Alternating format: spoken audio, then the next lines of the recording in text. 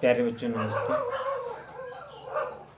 मैं आप लोगों को 9th क्लास मैथमेटिक्स पढ़ाने जा रहा हूँ। आप उस पर ध्यान दें और जो आपका चैप्टर है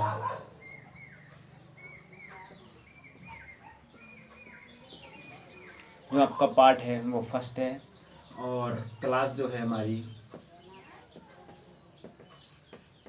वो 9th है। क्लास जो हमारी है वो 9th है और चैप्टर जो है हमारा वो पहला है। ये पहला चैप्टर जो है, इस चैप्टर का नाम है संख्या पद्धति। संख्या पद्धति अर्थात संख्याओं की पद्धति की हमारी भारतीय सिस्टम में संख्याओं को किस कैटेगरी में रखा गया है। तो जैसे मैं इसमें आपको बता रहा हूँ कि संख्याएं किन्हें कहा जाता है। संख्याएं जो एक से स्टार्ट होती है वो सारी संख्याएं होती हैं, जैसे 1, 2, 3, 4, 5, 6, 7 डॉट डॉट डॉट etc।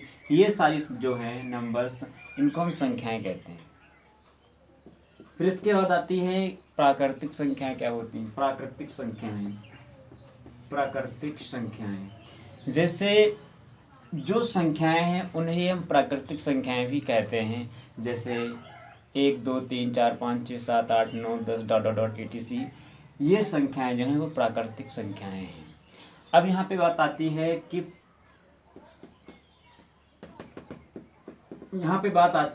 पूर्णांक क्या है। पूर्णांक जो होते हैं स्टूडेंट्स, दो तरह के होते हैं। एक तो धनात्मक पूर्णांक और एक तो ऋणात्मक पूर्णांक।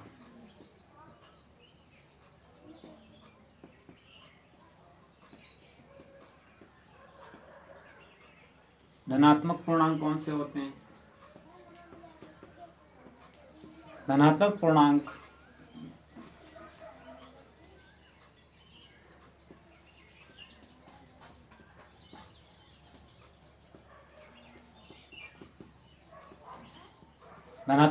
हमारे वो होते हैं जिनके आगे प्लस का सिंबल लगा होता है, जैसे +1, +2, +3, +4 डॉट डॉट डॉट etc।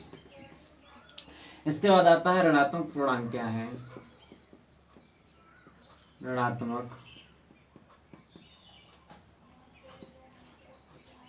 ऋणात्मक पूर्णांक जिन्हें कहते हैं नेगेटिव इंटीजर। इनके आगे जो होता है माइनस का सिंबल लगा होता है, जैसे -1, -2, -3, -4 डॉट डॉट डॉट etc। ये हमारे ऋणात्मक पूर्णांक हो गए। यहाँ पे बात आती है कि जीरो क्या है। जीरो जो है हमारा ना तो धनात्मक है और ना ही ऋणात्मक पूर्णांक है। जीरो एक होल नंबर है। जैसे कि पूर्ण संख्याएं क्या होती हैं? पूर्ण संख्याएं वे संख्याएं होती हैं जो जीरो से स्टार्ट होती हैं, वो पूर्ण संख्याएं कहलाती हैं। जैसे 0, 1, 2, 3, 4 etc। इसके बाद आता है सम संख्याएं। क्या होती हैं सम संख्याएं? सम संख्याएं वे नंबर होते हैं जो 2 से पूरे डिवाइड होते हैं। दैट इज सम नंबर्स वे होते हैं, इवन नंबर्स इन्हें भी कहा जाता है। तो सम नंबर वे होते हैं, सम संख्याएं वे होती हैं जो 2 से पूरी विभाजित हो जाती हैं, जैसे 2, 4, 6, 8, 10 etc। इसके बाद विषम संख्याएं क्या होती हैं? विषम संख्याएं वो होती हैं जिन्हें इंग्लिश में ऑड नंबर कहते हैं। वे संख्याएं विषम संख्याएं वे संख्याएं होती हैं जो 2 से विभाजित नहीं होती हैं, वो विषम संख्याएं कहलाती हैं, जैसे 1, 3, 5, 7, 9 etc। इसके बाद आता है भाज्य संख्याएं। क्या हैं भाज्य संख्याएं? आपको भाज्य से ही पता लगता है भाज्य संख्याएं क्या हैं। वे नंबर जो डिवाइड होते हैं, चाहे वो अपने आप से हों या किसी से, दोनों से हो जाते हैं। जैसे सबसे छोटा भाज्य नंबर 4 है, जो 2 से भी कटता है, 4 से भी कटता है। 4, 6, 8, 9, 10, 12 etc। फिर इसके बाद होता है अभाज्य संख्याएं क्या हैं। अभाज्य संख्याएं क्या हैं? अभाज्य संख्याएं वे संख्याएं होती हैं जो स्वयं और केवल अपने आप से कटते हैं, वो संख्याएं अभाज्य संख्याएं कहलाती हैं। जैसे 2, 3, 5 etc। इसके बाद आता है परिमेय संख्याएं कौन होती हैं?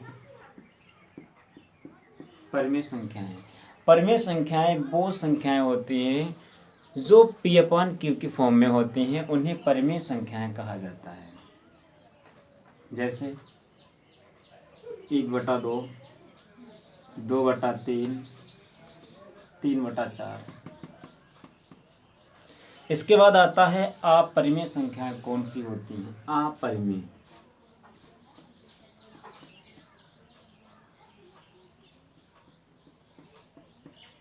अपरिमेय संख्याएं कौन सी होती हैं? अपरिमेय संख्याएं भी होती हैं जैसे उनके ऊपर रूट लगाओ। कुछ इसके डिफरेंट भी अपरिमेय संख्या होती हैं, जैसे √2, √3, √5 etc। और पाई भी हमारा एक अपरिमेय संख्या है। जो पाई है वो भी अपरिमेय संख्या है। वैसे भी कुछ नंबर्स और भी बचे हुए हैं। तो इस चैप्टर के लिए 9th क्लास के लिए इतने ही इनफ हैं। आप इनको नोट डाउन कीजिए और मैं आप लोगों को और आगे बताता हूँ। आपने सीरियल वाइज नोट डाउन तो कर ही लिए होंगे। अब आप नेक्स्ट देखिए क्वेश्चन।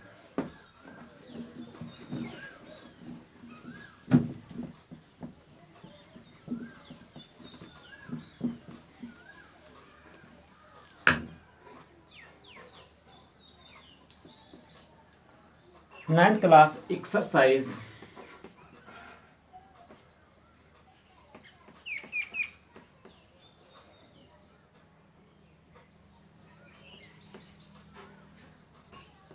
एक्सरसाइज 1.1। आपका पहला क्वेश्चन है एक्सरसाइज 1.1 का कि क्या 0 एक परिमेय संख्या है? यदि है या क्या इसे आप P/Q की फॉर्म में लिख सकते हैं, जहाँ P और Q पूर्णांक है और Q does not equal to 0, जो उसमें Q है वो 0 के बराबर नहीं है। तो इसका हम सॉल्यूशन राइट करते हैं। सॉल्यूशन लिखेंगे, सबसे पहले लिखेंगे 0 एक परिमेय संख्या है। 0 एक परिमेय संख्या है। 0 एक परिमेय संख्या है। 0 एक परिमेय संख्या है। हम क्योंकि 0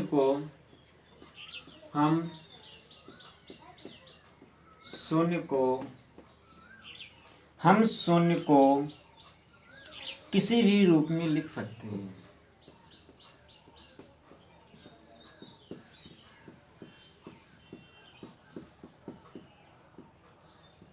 किसी भी रूप में लिख सकते हैं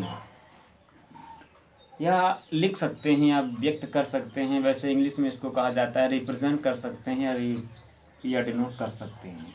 तो हम इसको राइट कर सकते हैं 0.1, 0.-1, 0.2, 0.-2 etc। अतः